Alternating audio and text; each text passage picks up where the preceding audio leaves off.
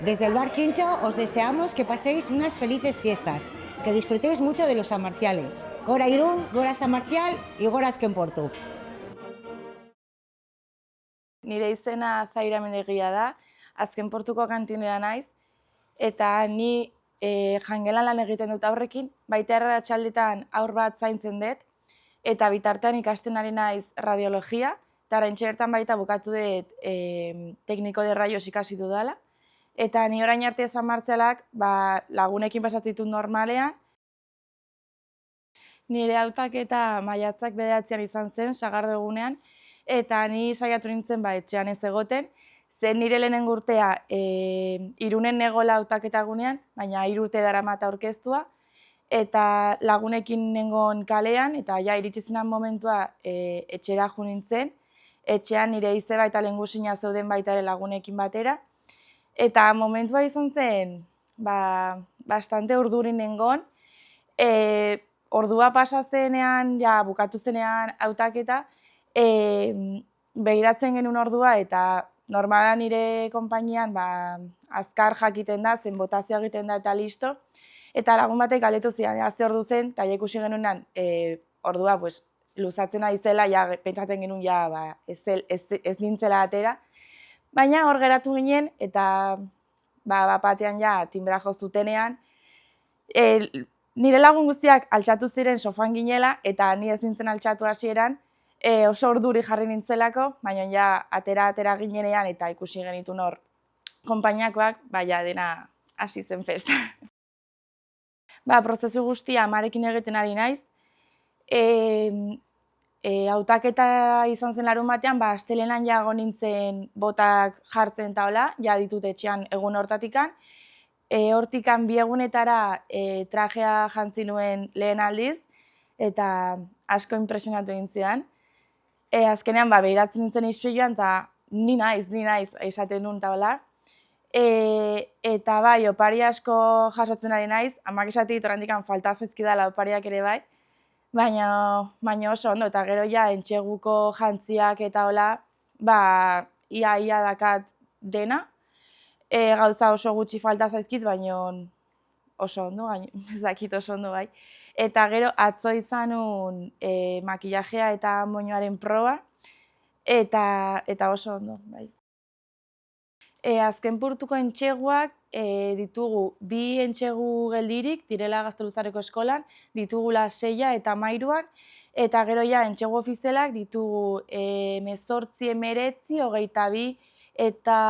25 dela entxegu orokorra, eta baita ere 23an juten gara Mendibileko egoitzara, ez? Egoitzara, bai. Eta, oso gogotsunago dena hasteko, lehenengo kontaktu hori konpainiarekin izateko, eta ez dakat zerrola espero dudana, baina gogo askokin nago dena hasteko. Ni entxegurokorra normalean lagunekin ikusten dut San Martzial aldapan, eta esan da horre espero ditut egun hortan ere bai. Egia da, Azken Portuk aurreko urtean aldatu zula, eta 2. entxegua juten gara baita zentrora, orduan, espero dut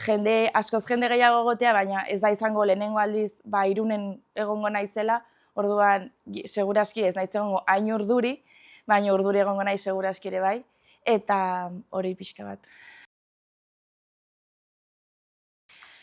Kantineren gagoa normalan ikuste dut Ensantze plaza ondoan, zen gero pasatzen direnean, saiatzen naiz kioskoa hurbiltzera, ikusteko nola aurkezten dituzten banan eta hori, eta asko espero dut nire izena esaten dudan momentua, txikikatik amesten dut momentu horretan, eta gogo asko ditut momentu hori bizitzeko, gainera nire aita joango da nire ondoan, eta momentu berezia izango da hori. Ni ekainako 29an saiatzen naiz revista desberdinak ikustea, baina Azken Portuko revista normalan ikusten dut, joten naiz beti lehenengoa ikusten dut, eta gero beste auzotara joten naiz, eta momentu oso bereiza izango da, ze azkenean da berriro, azkeneko momentua zure auzoan, zure jendearekin, normalan auzoko jendea egoten da, eta da oso intimitate azkenean dagoa auzoan izaten delako, eta asko espero dut momentu hori, zen da hori bukatu eta ja da iristen da 30. Revista bukatu ondoren, amarekin joango naiz bandan jartzera barrika, eta saiatu behar naiz lo egiten, deskantzatzen, zen jende guztiak esaten dit hori, deskantzatu behar dudala, goizean goiz jan behar dudala, gero eguna lasai pasatzeko, eta nahi dudana da disfrutatzea momentu txiki horiek ere bai, lasai jutea eta seguro dena ongi joango dela. Eta atzon izan nuela pelukeria esan zidan oso goiz altxatu behar naizela, orduan saiatu behar naiz asko deskantzatzen bai. Oraindik ez dakat oso ziur nora eramango da nire ondoan, baina saiatzen ari naiz nire aitona etxetikan Moskura iritsi arte nire ondoan jutea, nire aitarekin baita ere. Eta espero duan momentua, adibidez, elizara jeistea da, zen hor normalean ez dut inoiz ikusi, orduan nahi dut disfrutatu momentu hori ere bai, eta beste aldetikan ikustea, beste zerbait herria ikustea, eta azkenean ikustea nire lagunak eta familia hortikan egongo direla baita ere, eta barrutikan disfrutatuko duela beste modu batean, azkenean zerbait berria da eta inoiz ez dudan biziko berriro momentu hori. Normalean ez naiz igo inoiz mendira, eta momentu hori bizitzeko gogoak ditut, zerbait berria da niretzako azkenean, eta gainera barrutikan bizitzea, zen normalean ikusten dut YouTubeen eta hola bideoak, eta oso polita den momentu bat iruditzen zait, baina horten barrutikan bizitzea azkenean oso berezia izango da. San Martxoan eguneko arratsaldean lagunak eta familia espero ditut kale nagusian egotea, zen normalan hor ikusten dut lagunekin,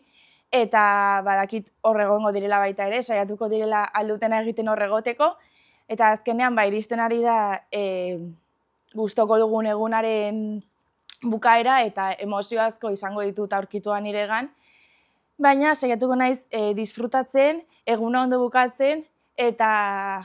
ilusioz bizitzen momentu hori ere bai. Espero dut